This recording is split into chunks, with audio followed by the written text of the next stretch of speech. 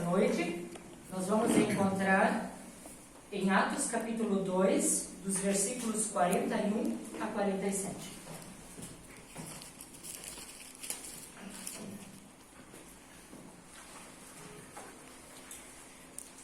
Eu vou ler do versículo por versículo e já falando um pouco a respeito, tá? Atos capítulo 2, 41 a 47. E eu quero dizer assim que eu gostaria de ter estado nesse lugar, naquela época, porque é desafiador. Muitos acreditaram na mensagem de Pedro e foram batizados. Naquele dia, quase 3.000 se juntaram ao grupo dos seguidores de Jesus, fruto de um sermão em que Pedro era o pregador e, na verdade, apenas o porta-voz do Espírito Santo. Então, aquele que havia negado Jesus agora de forma tão sobrenatural era usado pelo Espírito Santo, agregando mais quase 3.000 almas ao grupo, né? A primeira vez que a lei foi proclamada, houve quase 3.000 mortos. Isso você vai encontrar lá em Êxodo, capítulo 32, o versículo 28, quando Moisés desce do monte, tem as tábuas na mão, ele ouve um som de cântico, de louvor, e se pergunta o que será isso, né? E quando ele chega mais perto, ele vê que o povo de Israel havia feito um bezerro de ouro para adorar. E ele fica muito indignado com isso, questiona Arão sobre isso, né? O que é que você fez? E ele diz, olha, o povo me obrigou a fazer. Então, Moisés derrete aquele bezerro de ouro, joga o pó dentro da água, faz cada um deles tomar, né, essa água de ouro, e depois ele faz uma pergunta. Quem quiser, né, seguir a Deus, que venha do meu lado. Então os levitas vieram do lado dele. E aí Moisés dá a eles a ordem de que eles passem de fora a fora pelo acampamento e matem seus irmãos, vizinhos, familiares, né, que estiveram adorando esse bezerro de ouro. É uma coisa meio estranha, eu não quero entrar no mérito da questão agora. Mas a primeira vez que a lei havia sido proclamada, né, Moisés desce com as tábuas da lei na mão, ele recebe a ordem de que se matem, que os levitas matem seus familiares, seus filhos, seus irmãos, seus parentes, seus amigos, seus vizinhos. E aqui é a primeira vez que a graça é mencionada, através de Pedro. E quase 3.000 almas recebem a Jesus. Veja que contraste, morte e vida, né? Algumas provas da salvação desses quase 3.000. Comecemos pelo versículo 42. Todos continuavam firmes, seguindo os ensinamentos dos apóstolos, vivendo em amor cristão, partindo o pão juntos e fazendo orações. Então, todos continuavam firmes, algumas versões vão dizer que perseveravam, né? Então, eles eram, de fato, convertidos a Deus, e essa transformação interna, ela, evidentemente, refletia para o exterior, né? Era possível ver. Então, esses que haviam se convertido, eles não julgavam que aquele evento do Pentecoste, a descida do Espírito Santo, havia passado e que eles podiam voltar para a velha vida. Pelo contrário, eles continuavam firmes, eles perseveravam. No que eles perseveravam? O versículo 42 diz nos ensinamentos dos apóstolos, né? Então, para continuarem firmes nos ensinamentos da doutrina, eles precisavam conhecer essa doutrina. Então, eles participavam das orações, eles participavam do momento onde a palavra era divulgada nos cultos domésticos, né? E assim por diante. Da mesma forma que nós hoje precisamos fazer para crescer. Termos o nosso culto doméstico, a nossa devocional, né? Buscarmos a Deus no nosso individual, buscarmos a Deus na casa do Senhor. O versículo 42 também diz que eles continuavam firmes, vivendo em amor cristão, ou perseveravam na comunhão. Então eles se alegravam que eles podiam estar juntos, convivendo. Da mesma forma nós hoje. Nós nos alegramos quando podemos vir à casa do Senhor. Eu gosto de ver um sorriso nos irmãos quando chegam. Eu sei que a semana muitas vezes é muito difícil, mas o versículo desafiador, né? Estar alegre em toda situação, em qualquer situação, é sempre de novo um desafio. E nós precisamos aprender isso, né? A estar alegre em toda situação. Então, eles se alegravam em poderem estar juntos, perseverando na comunhão. E essa comunhão eles encontravam com aqueles que também amavam a Jesus, não com os de fora, com aqueles que não amam a Jesus. Eu passei 30 anos trabalhando com as mesmas pessoas, convivendo com muitos durante anos. Eles são meus colegas de trabalho. Se eu tiver que sair com eles fora do meu local de trabalho, eu não tenho muito assunto, porque eu não tive conversa. Não falam a mesma língua, né? Gostam de beber, gostam de festas, tantas coisas que eu não consigo amar, né? Agora, se eu puder ir à casa do Senhor, trazê-los juntos, aí sim eu vou ter muito o que conversar, né? O versículo 42 diz que também continuavam firmes partindo o pão. Então isso faz menção quando o cálice e o pão eram divididos. Eles se lembravam novamente do sacrifício de Cristo e também que o reino dele viria, né? Jesus tinha prometido que ele voltaria. O versículo 42 diz que também continuavam firmes fazendo orações, ou perseveravam nas orações. Então, os discípulos lá em Jerusalém, eles passavam muito tempo orando.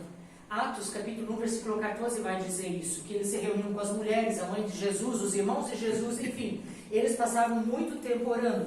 E os recém-convertidos, logo, adotaram o mesmo costume. Há 30 anos atrás, quando o pastor, no estudo bíblico de quartas da noite, dizia, nós temos 5 minutos para quem quiser orar. Aquilo parecia uma panela de pipoca. Um terminava, outro começava, outro terminava, outro começava. A minha pergunta, quando eu estudei um pouco sobre isso aqui, é, será que é assim hoje? Ou será que eu peço para alguém orar e eu vejo assim, um exprimido assim, eu não sei muito bem fazer isso. Como você não sabe? Você não conversa com seu pai?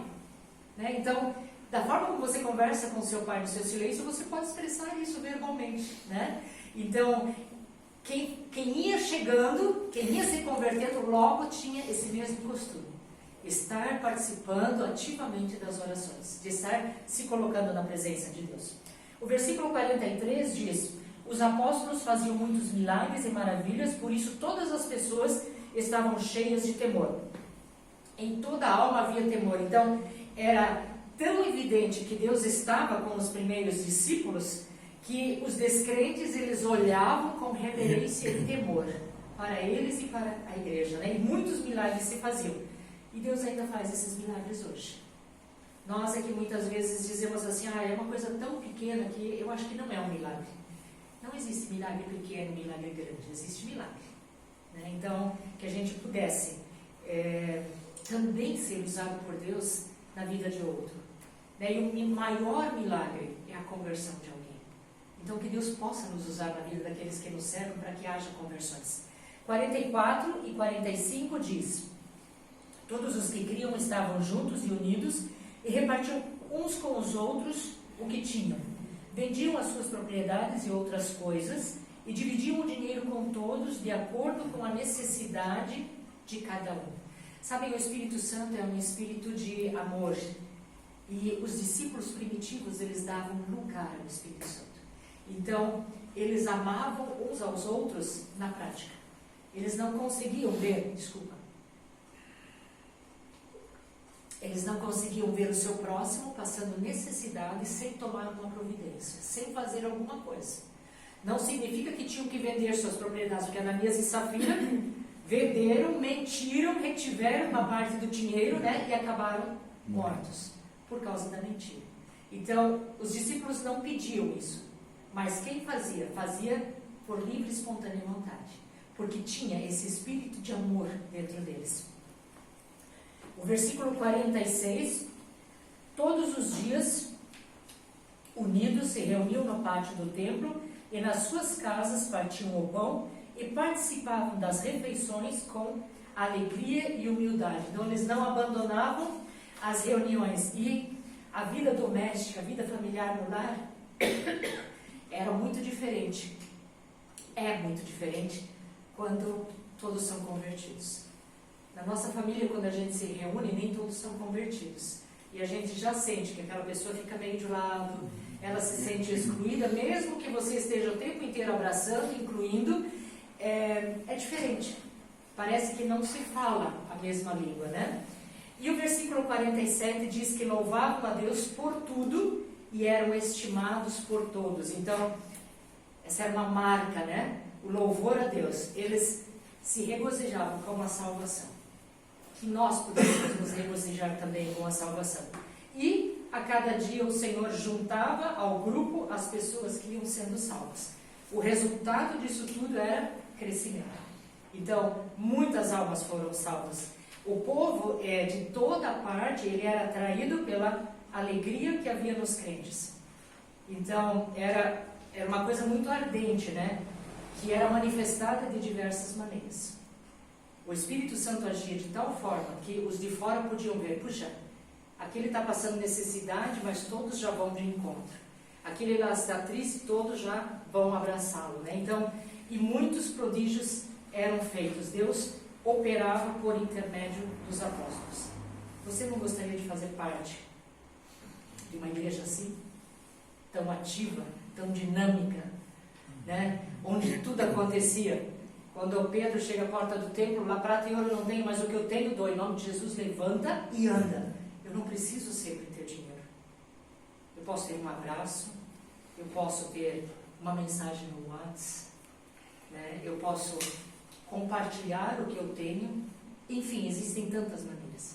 Então, que nós pudéssemos ser essa igreja, que nós pudéssemos ser avivados novamente pelo Espírito Santo dessa forma, porque é possível. Deus diz que Ele é o mesmo ontem, hoje e eternamente. Amém? Obrigada, Pai, por essa palavra. Obrigada porque Tu estás em nosso meio através do Espírito Santo. Nós Te agradecemos porque nessa noite nos fazes ver essa igreja. E nós desejamos ser essa igreja. Cada um individualmente, mas também quando estamos congregados. Que as pessoas ao nosso redor pudessem ver em nós Jesus. Que ao passarem em frente dessa igreja, desse lugar de adoração, pudessem sentir temor. Sabendo, Pai, que Te amamos, que queremos Te servir, que não sejamos motivo de tristeza na vida do nosso próximo, mas sim de alegria.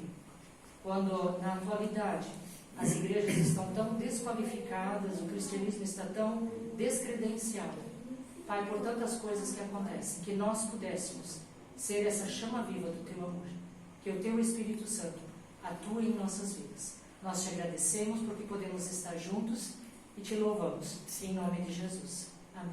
Amém, Senhor.